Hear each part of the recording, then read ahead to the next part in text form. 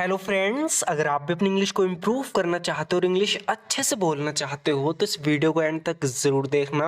आपको बहुत कुछ सीखने को मिलेगा। सो फ्रेंड्स, बिना किसी देरी के शुरू करते हैं आज की अपनी इस बेहतरीन वीडियो को। सो फ्रेंड्स, यहाँ पर ही किसी को अपने बारे में बता रहा है, कह रहा है कि मुझे सुबह जल्दी उठने की आदत है। अब मैंने पहले बताया, जब भी हम बताते हैं कि हमें आदत है किसी चीज़ की तो हम बोलते हैं आई एम यूज टू, यानी मैं उस चीज़ का यूज टू हूँ, यानी मुझे उसकी आदत है। तो यहाँ सुबह उठने के बारे में बात चल रही है कि मुझे सुबह जल्दी उठने की आदत है। I am use to waking up early in the morning. I am use to waking up early in the morning. तो यहाँ पर यूज टू के बाद जो भी वर्ब आएगी उसमें आई ज़रूर लगेगी। जैसे कि मैं कह सकता हूँ कि I am use to staying alone, मुझे अकेले रहने की आदत है। इस तरीके से यहाँ पर ये कह रहा है कि I am use to waking up early in the morning, मुझे सुबह जल्दी उठने की आदत है। उठने के बाद मैं आमतौर पर अपने दांत ब्रश करता हूँ। बता रहा है कि after getting up I usually brush my teeth. After getting up I usually brush my teeth, यानी उठने के बाद मैं आमतौर पर अपने दांतों को ब्रश करता हूँ। फिर मैं काम के लिए तैयार हो जाता हूँ। इसे इंग्लिश में बोलेंगे then I get dressed for work. तो एक तो होता है देन आई गेट रेडी, है ना। यहाँ पर हम थोड़ा अच्छे तरीके से बता रहे हैं कि मैं अच्छे से कपड़े वपड़े पहन के तैयार हो जाता हूँ। जब इस सेंस में हम बात करते हैं हम बोलेंगे then I get dressed for work, यानी फिर मैं काम के लिए तैयार हो जाता हूँ। Then I get dressed for work. इसे अगर थोड़ा खोल के बताएं तो हम कह सकते हैं कि आफ्टरवर्ड। आफ्टरवर्ड का भी मतलब होता है उसके बाद, फिर। यहाँ पर कह रहा है कि आफ्टरवर्ड यानी उठने के बाद बता रहा है, आफ्टरवर्ड उसके बाद I get ready for work, मैं काम के लिए तैयार होता हूँ बाय गेटिंग ड्रेस्ड, ड्रेस व्रेस पहनकर। आफ्टरवर्ड उसके बाद I get ready for work by getting dressed, लेकिन ये थोड़ा बड़ा हो रहा है इसलिए मैं सिंपली बोल रहे हैं फिर मैं काम के लिए तैयार हो जाता हूँ then I get dressed for work. उसके बाद मैं नाश्ता करने भागता हूँ, यानी मैं जल्दी जल्दी में भागता हूँ, है ना, जल्दी जल्दी में नाश्ता करना। तो बता रहा है कि लेटर ऑन। देखो, हम बार बार ये नहीं बोलेंगे देन हम बता रहे हैं ना, पहले मैं ऐसा करता हूँ, फिर मैं वैसा करता हूँ, फिर मैं वैसा करता हूँ। तो बार बार अगर हम इसे इस तरीके से बोलेंगे देन तो वो अच्छा नहीं लगेगा। तो इस तरीके से हम कह सकते हैं कि लेटर ऑन। किस चीज़ के बाद की बात चल रही है, यहाँ पर ये कह रहा है ना मैं काम के लिए तैयार होता हूँ, फिर उसके बाद क्या करता हूँ ये बता रहा है कि later on I rush to have breakfast. Later on I rush to have breakfast, यानी उसके बाद मैं नाश्ता करने भागता हूँ। Later on I rush to have breakfast. उसके बाद मैं जल्दबाजी में नाश्ता करता हूँ। आप ऐसे भी कह सकते हो आफ्टर दैट। यहाँ पर हमने लेटर ऑन का बताया कि आप लेटर ऑन का भी यूज़ कर सकते हो सिचुएशन में, लेकिन आप ऐसे बोल सकते हो कि after that I eat breakfast in a hurry, उसके बाद मैं जल्दबाजी में नाश्ता करता हूँ। निकलने से पहले मैं घर को लॉक करना निश्चित करता हूँ, यानी जब मैं घर से निकलता हूँ तो इस चीज़ का ध्यान रखता हूँ कि मैंने अच्छे से घर लॉक कर दिया या नहीं, ताला वाला लगा दिया नहीं। इस तरीके से बोलते हैं before leaving I make sure to lock up the house.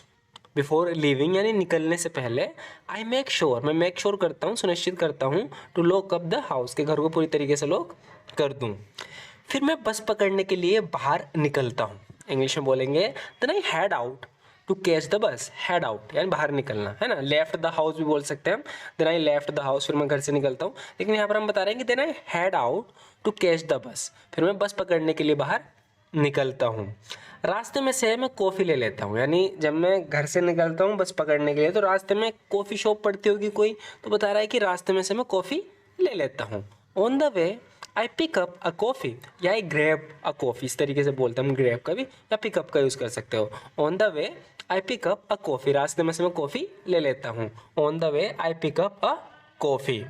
हाथ में कॉफ़ी लिए मैं बस में चढ़ता हूँ। आगे बता रहा है कि कॉफ़ी लेने के बाद रास्ते में से हाथ में कॉफ़ी लिए मैं बस में चढ़ता हूँ। इंग्लिश में कैसे बोलेंगे, with a coffee in hand I board the bus. With a coffee in hand I board the bus. तो यहाँ पर हम बोल रहे हैं बस में चढ़ने के लिए आई बोर्ड द बस, लेकिन एक फ्रेजल वर्ब का भी यूज़ होता है, गेट ऑन का भी यूज़ कर सकते हैं। यहाँ पर ये बता रहा है कि with a coffee in hand I board the bus, हाथ में कॉफ़ी लिए मैं बस में चढ़ता हूँ। आप इस तरीके से बोल सकते हो, with a coffee in hand I get on the bus. With a coffee in hand I get on the bus, इसका मतलब है कि हाथ में कॉफ़ी लिए मैं बस में चढ़ता हूँ। बस में चढ़ता हूँ और फिर अपनी सीट पर बैठ जाता हूँ। I get on the bus and settle in my seat. I get on the bus and settle in my seat, यानी बस में चढ़कर मैं अपनी सीट पर सेटल हो जाता हूँ, यानी बैठ जाता हूँ। मैं विंडो के पास वाली सीट ढूंढता हूँ। इंग्लिश में बोलेंगे I find a seat near the window. I find a seat near the window, यानी विंडो के जो पास वाली सीट होती है उसे ढूंढता हूँ मैं बस में जाकर। I find a seat near the window. फिर मैं अपना हेडफोन लगाता हूँ और अपना मनपसंद पॉडकास्ट सुनना शुरू करता हूँ।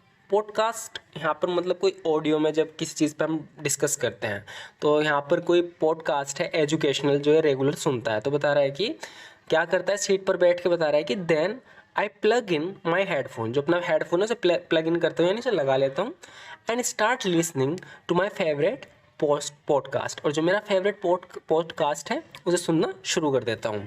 अब आगे बता रहा है कि फिर मैं अपनी कॉफ़ी पीता हूँ और स्वाद का आनंद लेता हूँ।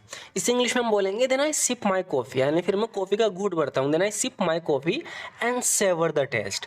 अब यहाँ पर आपने सोचा होगा कि सेवर का यूज़ क्यों किया।